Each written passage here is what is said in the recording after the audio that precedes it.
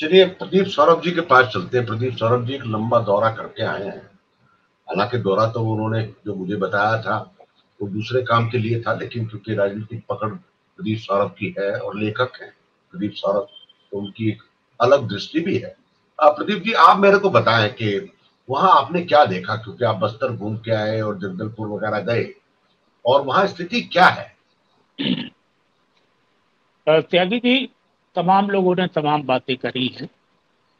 मैं अपनी बात इस बात से शुरू करना चाहूंगा कि बघेल के सामने कोई नहीं। आखिर बीजेपी की ये रणनीति क्यों है कि वो प्रधानमंत्री को आगे रख के, चाहे वो राजस्थान हो, चाहे मध्य प्रदेश हो, चाहे कर्नाटक हो, चाहे जो, क्यों चुनाव लड़ना चाहते? जो मेरी जानकारी है, क्योंकि भाजपा को भी मैंने एक लंबे 2 दशक से ज्यादा कवर किया है, और तमाम उसके लोग जो हैं, मौजूदा अध्यक्ष भी हमारे बहुत नजदीक रहे हैं। जब वो शिमला में मात्र विधायक हुआ करते थे, फिर मंत्री बने। मेरी जानकारी ये कहती है कि वो स्टेट जीते या ना जीते, उनकी तैयारी 24 की, और 24 की तैयारी के तहत ये मोदी की ब्रांडिंग हर जगह। कर्नाटक में मोदी आपने देखा, पराजय हुए, कोई बात नहीं। फिर यही हो रहा है छत्तीसगढ़ में, और राजस्थान में भी वसुंधरा राजे को एक किनारे कर दिया गया है फिलहाल। आगे क्या होगा, गॉड नोस। लेकिन ये एक तैयारी है कि पूरे देश में मोदी की एक ब्रांडिंग खड़ी कर दी जाए, और स्थानीय जो नेता है उस नेतृत्व को खत्म कर दिया जाए, जो वो उनकी, वो देखा कहते ना, एक देश एक संविधान एक भाषा, तो वही एक नेता वाले रास्ते पे चल रहे हैं। इसलिए उनको स्टेट की परवाह नहीं है। और आप अगर याद करो, 19 के चुनाव में भी कई राज्य बीजेपी हारी थी, लेकिन जब चुनाव हुए तो बीजेपी को ट्रेमेंडस बहुमत मिला। तो इस बात को मैं यहाँ पर क्लोज करना चाहूंगा। दूसरी बात ये कहना चाहूंगा कि जो हमारे पत्रकार साथी जो हैं छत्तीसगढ़ में, रायपुर में, वो मेरी बात को अन्यथा न ले। मैंने जो एक चीज बहुत बहुत सारे पत्रकारों से बात की, क्योंकि मैं एक ऐसे मिशन में गया था, एक पत्रकार की गिरफ्तारी, और उसकी फैक्ट फाइंडिंग टीम को मैं लीड कर रहा था। और मैंने बहुत पत्रकारों से मिला। कोई पत्रकार बात तो ऑफ द रिकॉर्ड बहुत करता था, लेकिन कहता था मेरा नाम मत लो, कहीं से ना है, कहीं से ना है। वहां चाहे बीजेपी हो, चाहे कांग्रेस पार्टी हो, वहां एक लाभार्थी पत्रकारों की फौज खड़ी करती, और जल्दी से स्थानीय पत्रकार, वो भूपेश बघेल क्योंकि सत्ता में है, उनके खिलाफ नहीं बोल सकता। विनोद वर्मा, अभी जैसे तिवारी जी ने कहा कि वहां बड़ी भीड़ जमा है, कोई विनोद वर्मा कोई वहां जन नेता तो है नहीं। विनोद वर्मा की गिरफ्तारी जब हुई थी यहाँ इंदिरापुरम, हमारे पड़ोस से, तो हम लोगों ने प्रेस क्लब में धरना प्रदर्शन किया। लेकिन जब अब की मैं गया, तो जो मुझे वहां जानकारी प्राप्त हुई, तो वहां ये पता लगा कि एक ऐप है, महादेव ऐप, और वो क्रिकेट खिलाता है, और अखबारों में बड़े बड़े विज्ञापन देके अखबार वालों का भी मुंह बंद रखता है। उस जो 2 कांस्टेबल गिरफ्तार हुए हैं, उनकी बयानों के आधार पर, उनकी निशानदेही पे ये रेड हुई है आज। और आरोप ये है, सच है गलत, लेकिन आरोप ये है कि उन पुलिस वालों, और एक इंस्पेक्टर भी है, उसके जरिए ये पैसा वहां जाता था, फिर आगे बढ़ता था। और अगर आप देखें पूरे मसले को, तो इस पर कोई पत्रकार वहां का बोलेगा नहीं। और मैं विनोद वर्मा को आज से थोड़ा नहीं जानता हूँ, हमसे तो जूनियर ही होंगे इस पेशे के अंदर, लेकिन ये एक सत्य है। और बहुत सारी ऐसी चीजें हैं जो, जिसको देखना होगा, कहीं कुछ नहीं होगा काउंटर प्रोडक्टिव वगैरह। अगली बात पे आता हूं कि जब मैं गया तो कुछ एक शहरी इलाकों में मैं जब गया, बिलासपुर, इधर उधर, भिलाई भिलाई वगैरह, तो मैंने देखा कि कांग्रेस का जलवा तो है, लेकिन जब मैं अंदर घुसने लगा, खासकर ट्राइबल बेल्ट में, वहां 29 सीटें हैं। तो वहां एक बहुत बड़ा मुद्दा है, जिसको शायद नोटिस नहीं कर रहे हैं लोग। आदिवासी कुछ लोग हैं, ऐसी जातियां जिनको उससे बाहर कर दिया है एसटी से। अब वो स्ट्रगल कर रहे हैं, संघर्ष कर रहे हैं कि हमारी सारी परंपरा, हमारे सारे तीज त्योहार आदिवासी वाले हैं। और जैसे लोहार जाति है, उनका कहना था कि कोई भी आयोजन होता है तो किला हम पहले गाड़ते हैं घरों में जाकर, तब वो आयोजन की शुरुआत होती है, उसके सब संसाधन हम बनाते हैं, और हमें बाहर कर दिया गया है, ओबीसी में पहुंचा दिया गया। तो एक ये बहुत बड़ा कॉन्फ्लिक्ट है। और मैं आपको बताऊं, बड़े बड़े जो आदिवासी समाज में लोग हैं, मैं एक कोट भी कर देता हूँ, एक जिक्र, प्रेसिडेंट एवार्डी, जो कि बहुत बड़े बस्तर में इस्पात कलाकार है, तो सचमुच बहुत बेहतरीन अ, अ, कला के मुखौटे और ये सब बनाते हैं। उनसे मेरी बात हो रही थी, लंबी बात हुई उनसे।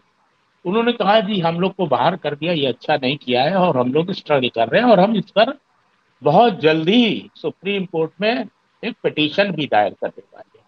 तो ये जो एक अंदर की चीज है कि जो एक बड़ा संख्या है, बड़ी संख्या में कुछ जातियां हैं आदिवासी समाज से बाहर कर दी गई हैं, एसटी को उनको बेनिफिट नहीं मिल रहे हैं और ओबीसी में डाल दी गई है, उनका एक कन्फ्लिक्ट है, और वो बहुत बुरी तरीके से बट बट गए हैं। और वो मोबिलाइज कर रहे हैं जो ऐसी जातियां हैं आपस में, कि सबक सिखाना। तो मैंने पूछा भी कई ऐसे लोगों से, तो उनका कहना था कि हमने कैसी सरकार है, कहें सरकार तो ठीक है, लेकिन ऐसा ऐसा हुआ है हमारे साथ। तो अब हमने कहा, फिर वो आगे बोला कि नहीं ऐसा तो चलेगा। धीरे धीरे लोग खुले और उन्होंने कहा कि इस बार कांग्रेस को हम लोग देख लें। एक बहुत बड़ा चंक है वहां की ऐसी जातियों का, ये तो आदिवासियों का मसला हो। अब आइए कि जैसे ये दिख रहा है कि रमन सिंह को आगे नहीं किया गया, और बघेल साहब हैं, और टिकट पहले एडवांस में घोषित कर दिए गए हैं। इसको मास्टर स्ट्रोक बता रहे हैं गोदी चैनल, फलाना बता रहे हैं टिका, ये उसकी पूरी उन सीटों को नहीं देख रहे हैं कि अधिकांश नौजवान और नए उम्मीदवार हैं, जिनको टाइम दिया गया कि भैया अपनी दुकान सजा लो वहां जा, नहीं तो पराजय। और वो पराजित सीटों में से है बहुत, जहां पर भारतीय जनता पार्टी 2-3 सीटों को छोड़ दीजिए आप, तो बाकी सीटें ऐसी ही हैं। तो ये कोई मास्टर स्ट्रोक नहीं है। हाँ, भाजपा का संगठन है, और वो हिंदुत्व के मसले पर नहीं चुनाव लड़ने जा रही, जो मेरी जानकारी। क्योंकि हम एक मोटे तौर पे कह देते हैं कि जब वहां मुसलमान है नहीं तो हिंदू मुस्लिम क्या करेंगे, क्रिश्चियन का मसला उठाएंगे नहीं, इनकी तो दुकान चलती हिंदू मुसलमान से है। तो इस मसले पे वो चुनाव नहीं लड़ेंगे, क्यों? क्योंकि इसकी काट पहले ही रामगमन जैसे प्रोजेक्ट से भूपेश बघेल ने काट निकाल रखी है, और उनसे बड़ा अपने को इनसे बड़ा राम भक्त सिद्ध कर दिया है। तो वो हिंदुत्व का मसला नहीं आएगा। जो मसला वो लेके आने वाले हैं, वो जो ये रेड सेड है, आप और इससे पहले भी बहुत एक अधिकारी, आईएएस अधिकारियों पे छापे पड़ चुके हैं, मैडम चौरसिया जेल के अंदर हैं आज भी।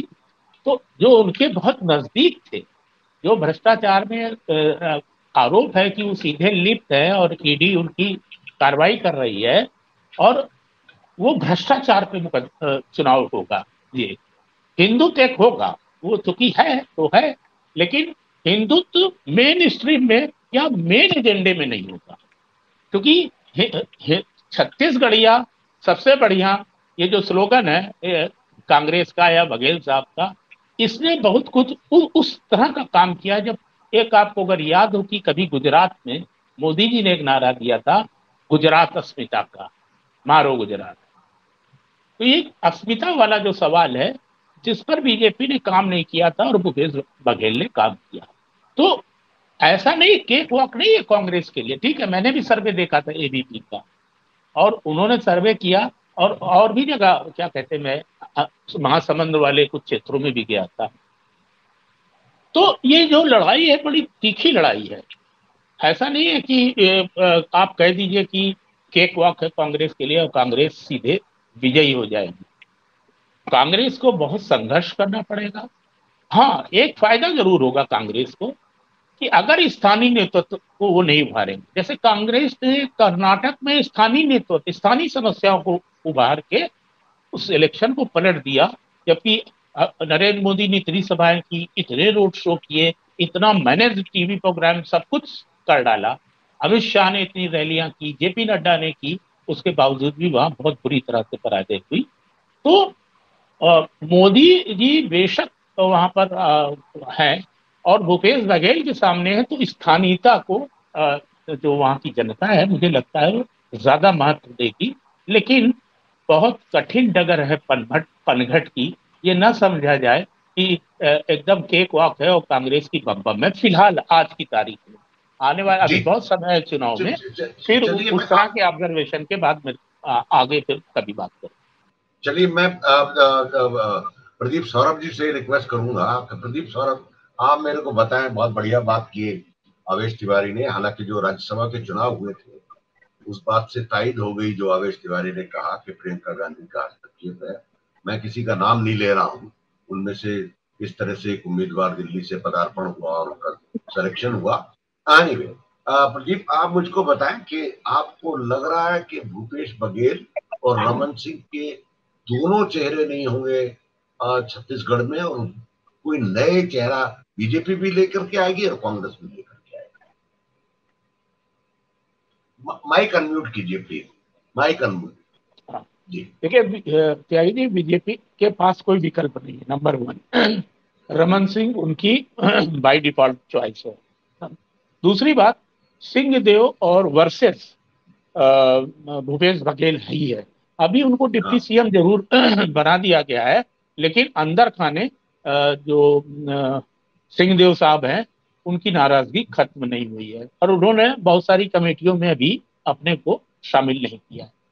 तीसरी बात कि अभी अगर देखें तो जब हम गए थे तो मुझे लग रहा था कि कांग्रेस की एज है, लेकिन डिस्पाइट ऑफ रमन सिंह को हाशिए में डालने और उसके बाद भी भाजपा अपने संगठन, जो इंटरनल संगठन है, जो आरएसएस वाला जो संगठन है, उसके आधार पर एक अच्छी स्थिति में है, और वो टक्कर देने की स्थिति में है।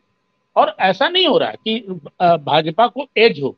भाजपा को एज पाने या बराबर, बहुत थोड़ा सा अंतर मैं देख पा रहा हूं। भाजपा को एज बनाने और बराबर में आने में अभी थोड़ा स्ट्रगल करना होगा।